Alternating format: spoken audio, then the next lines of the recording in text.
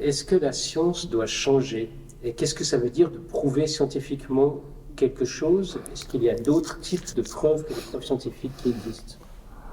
Alors, oui et non. Enfin, la science a un problème avec la preuve, hein. On dit souvent que des choses sont prouvées, mais finalement, elles s'avèrent complètement remises en question au bout d'un certain temps.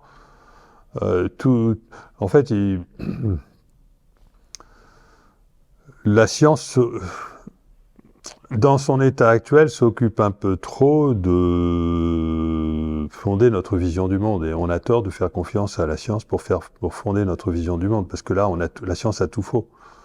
Sur le darwinisme, la science a tout faux. Sur le Big Bang, la science a tout faux.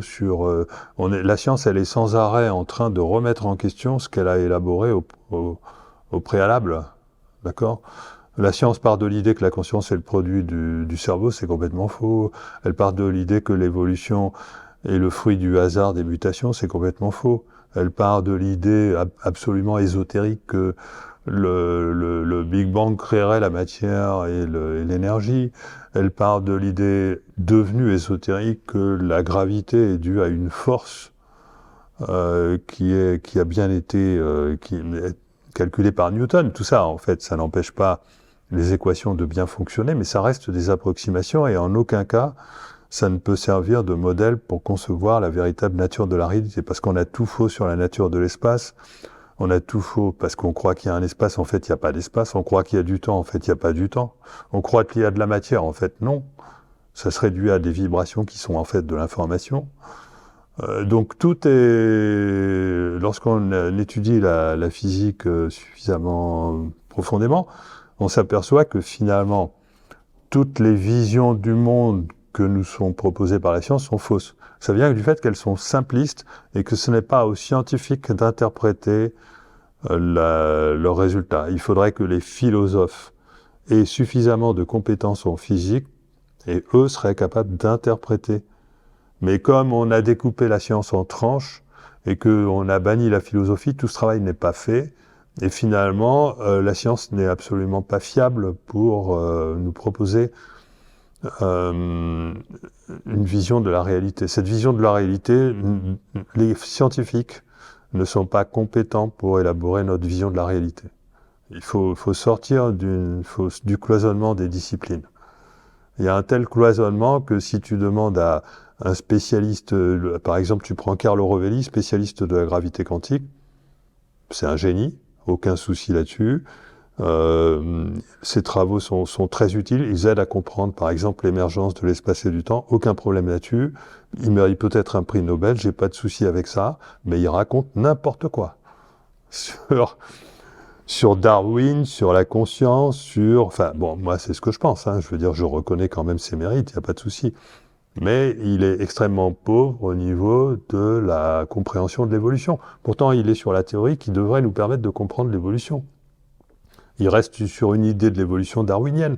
Il reste sur l'idée que la conscience n'a rien à voir avec la gravité quantique, alors qu'il est en train de travailler sur le matériau même qui devrait nous permettre à terme de comprendre l'information de la conscience. Donc voilà, tu demandes, tu vas chercher le plus grand spécialiste a priori compétent pour te dire ce qu'est telle chose, et puis finalement, non, il n'est pas fiable du tout. Parce qu'il ne sait pas faire la synthèse des connaissances qui permet de relier la conscience à l'information du vide. Ça me rappelle la phrase « il ne faut pas laisser la guerre aux militaires, c'est beaucoup trop sérieux ». Il y a un petit peu de ça, il ne faut pas laisser la science scientifique, c'est beaucoup trop sérieux. Mais du coup, alors, oser toucher au darwinisme, hein.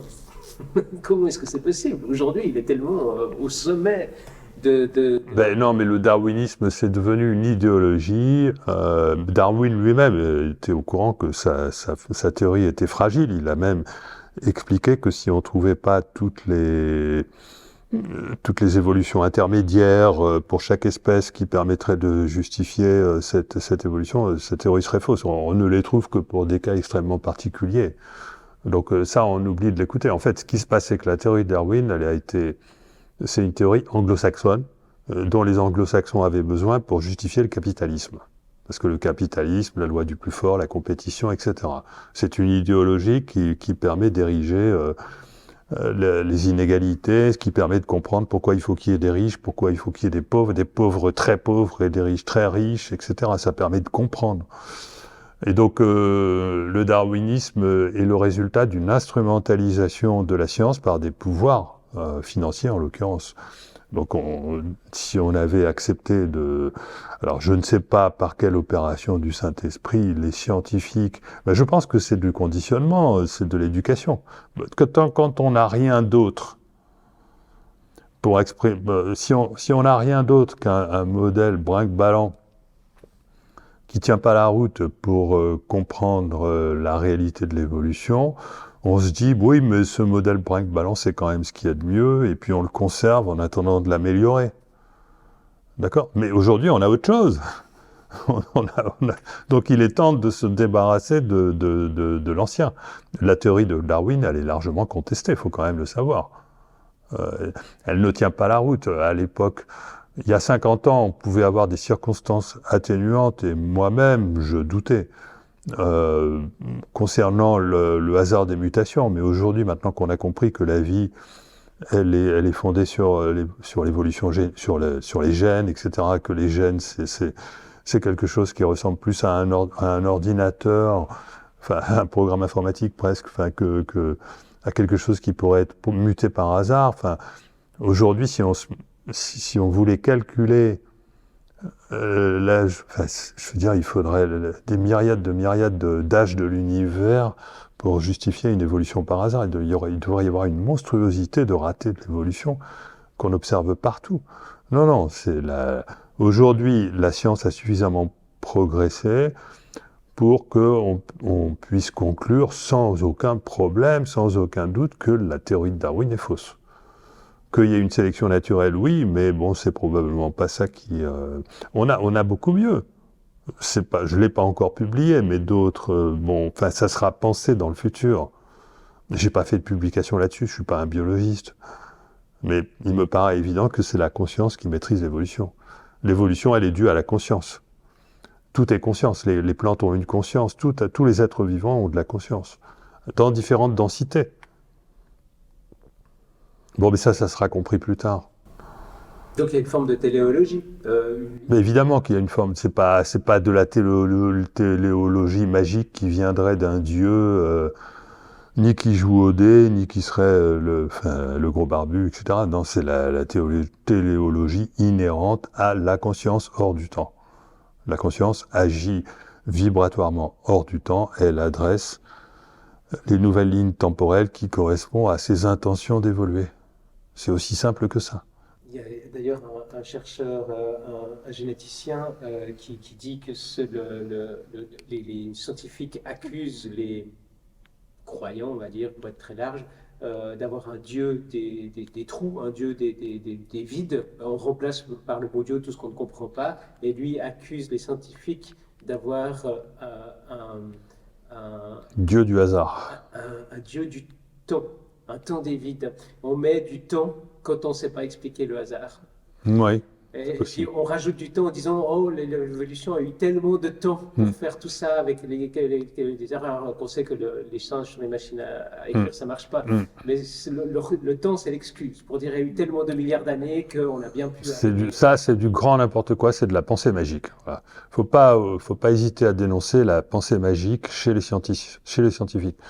Les scientifiques sont autant des adeptes de la pensée magique que les pauvres naïfs qui croient dans le tirage des cartes, brûler des cierges, etc. Non, au moins celui qui se fait tirer des cartes, qui brûle des cierges, etc., il a quand même en lui une sorte de croyance qui lui paraît fondée parce qu'il a l'intelligence de penser que la science n'est pas suffisamment abouti pour pour être légitime en lui disant qu'il a tort de faire ça.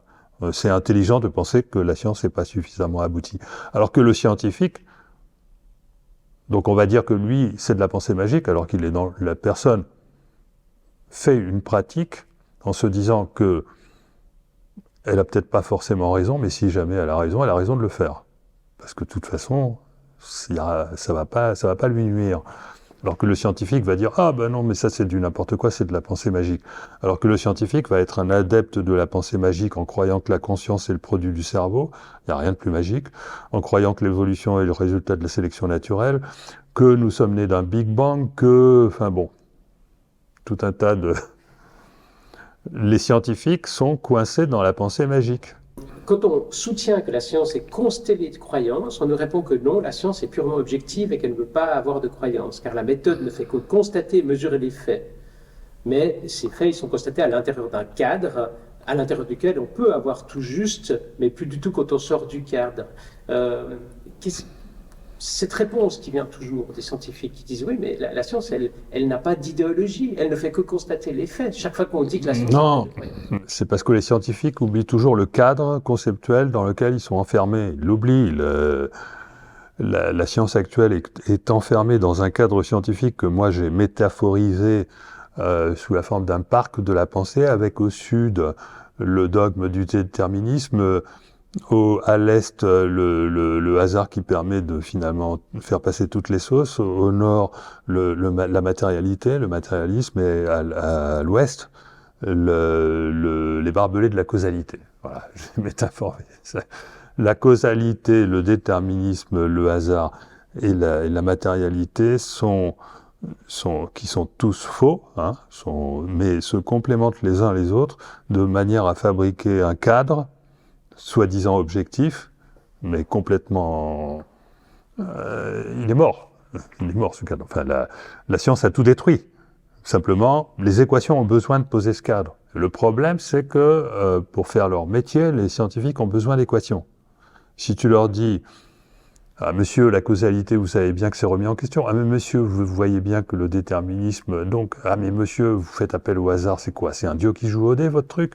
Ah, mais monsieur, vous savez bien que la matérialité, ça va pas. Il y a le vide qui a une action sur le réel. » Alors, tu leur interdis d'utiliser des équations. Ben non. Il ne faut pas leur interdire d'utiliser les équations. Il faut leur mettre comme patron un philosophe, pas un matheux, qui va dire « Attention, ok, c'est bien ce que tu fais, j'adore tes calculs, c'est bien, c'est vachement utile, ça permet même de développer des technologies, etc. Mais quand tu te mêles d'expliquer au public une conception de la réalité que tu déduis de ça, là, tu dis n'importe quoi. » Il faudrait qu'il y ait un philosophe en chef qui dise aux scientifiques « Attention, là, vous sortez de votre... » Voilà. Les scientifiques doivent comprendre qu'ils sont comme des techniciens.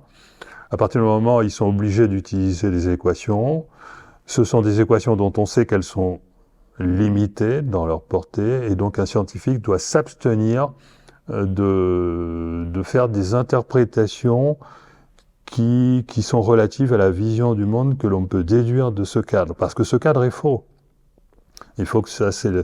Alors comme ce boulot n'est pas fait, bon ben moi je fais un peu le boulot du philosophe qui dit attention là, attention, hein, si on tient compte du fait que votre hasard ça tient pas la route, que la matérialité ça tient pas la route, que votre déterminisme ça tient pas la route, que votre causalité ça tient pas la route, là on commence à être en mesure de comprendre un tas d'anomalies du réel, celles que vous dites celle que vous rejetez parce que c'est pas conforme à votre cadre. Vous n'êtes pas correctement placé pour me dire que...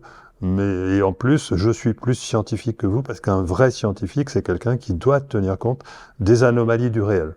Mais nous sommes enfermés dans un conditionnement qui est purement sociétal et qui fait